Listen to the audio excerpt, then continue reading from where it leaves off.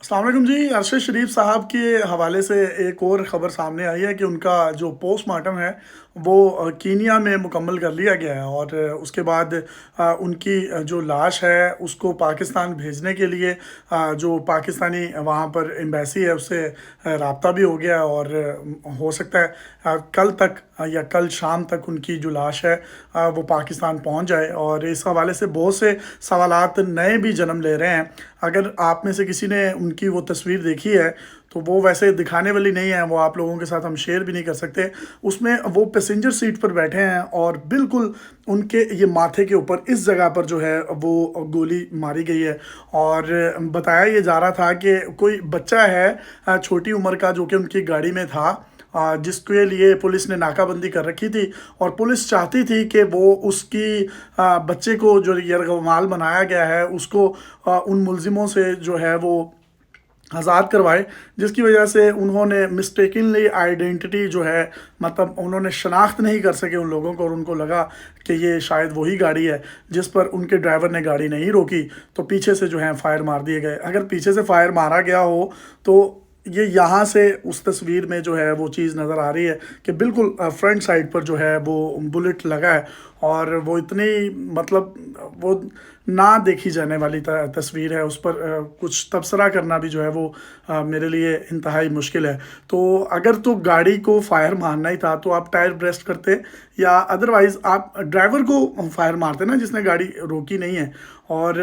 फिर सामने से अगर फायर लगा है तो फिर तो विंड स्क्रीन भी टूटनी चाहिए या जो साइड मिरर है वो भी टूटना चाहिए। इस तरह का भी कोई मामला जो है वो अभी तक सामने नहीं आया। और वो जो उसका ड्राइवर था अरशद शरीफ साहब का,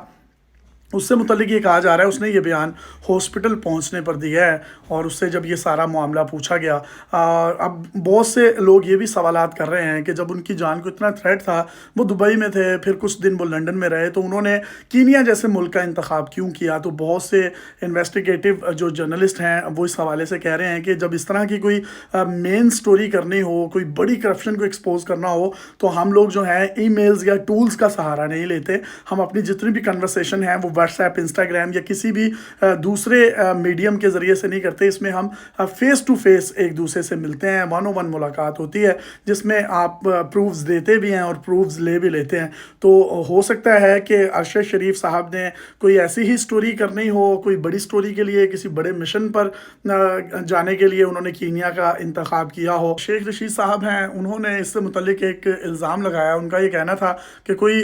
दस्तावेज़ी फ़िल्म आ रही थी करप्शन के अगेंस्ट,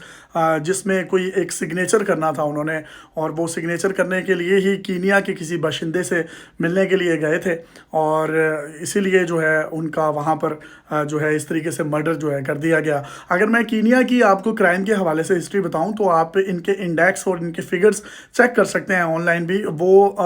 उनकी जो क्राइम रेशो है वहाँ पर वो मॉडरेट नहीं है, वो बहुत हाई है। लाइक अगर जो पाकिस्तानी कीनिया में रहते हैं, अगर आपके कोई दोस्त अहबाब रहते हैं, आप उनसे भी पूछ लें कि वहाँ कीनिया में जो दुकानें हैं, दुकानों के आगे 4-4, 5-5 जंगले लगे हुए हैं, क्योंकि वो जो काले हैं वो जो वहाँ पर ड्रग्स डीलर हैं, क्योंकि ड्रग्स वहाँ पर आम है और आम तौर पर बेची जाती है। इसके अलावा वहाँ पर तावान के लिए अगवा किया जाता है। वहाँ रेसिज्म्स के हवाले से अगर आपकी स्किन टोन जो है डिस्क्रिमिनेट करती है तो उस हवाले से भी वहाँ पर बहुत ज़्यादा मर्डर्स के रेशो हैं और वो चीज़ें जो हैं वो उठाकर बशिंदे वहाँ से ले जाते हैं कीनिया के। और इतना ज़्यादा क्राइम रेट है, जो उनकी पुलिस भी है, इवन उनके पुलिस एहलकार भी हैं जो वो भी क्राइम में मुलविस हैं। और किसी भी मुल्क की जानो माल की हिफाजत की ज़िम्मेदारी उसकी पुलिस पर होती है। और अगर आप ये देखना चाहते हैं कि जो कीनिया की आवाम है वो अपनी पुलिस पर किस हद तक यकीन करती है, तो आप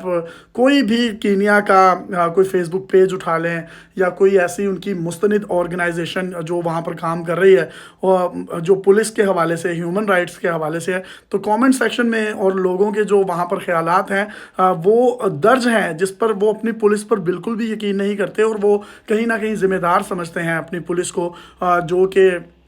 इस तरह के कामों में मुलविस होती है और जराइम पेशा अफराद की जो है वो पुष्ट पनाही करती है। तो जो लोग ये सवाल कर रहे थे कि वो क्यों गए वहाँ पर اور کینیا کے ملک کا انہوں نے کیوں انتخاب کیا، اور ایون جو ان کے ڈرائیور تھے ان سے جب یہ پوچھا گیا کہ یہ کیا کرتے تھے، تو انہوں نے کہا کہ صاحب ڈیولپر تھے، مطلب یا کوئی جگہ وزٹ کرنے گئے تھے، سائٹ وزٹ کرنے گئے تھے، کوئی ڈیولپمنٹ کا کوئی انہوں نے کام کرنا تھا یا کوئی بلڈنگ بنانی تھی۔ تو ہو سکتا ہے ارشد شریف صاحب نے اپنے سورس کو ڈسکلوز نہ کرنا ہو، کسی بڑی سٹوری کو وہاں پر کرنا ہو، جس کی وجہ سے انہوں نے اپنے ڈرائیور کو بھی صحیح معلومات نہیں دی تھی، اور اپنے سے متعلق یہی بتایا ہوگا کہ میں کوئی ڈیولپر ہوں، میں کوئی جرنلسٹ نہیں ہوں۔ اور جس طریقے سے وہ دبئی گئے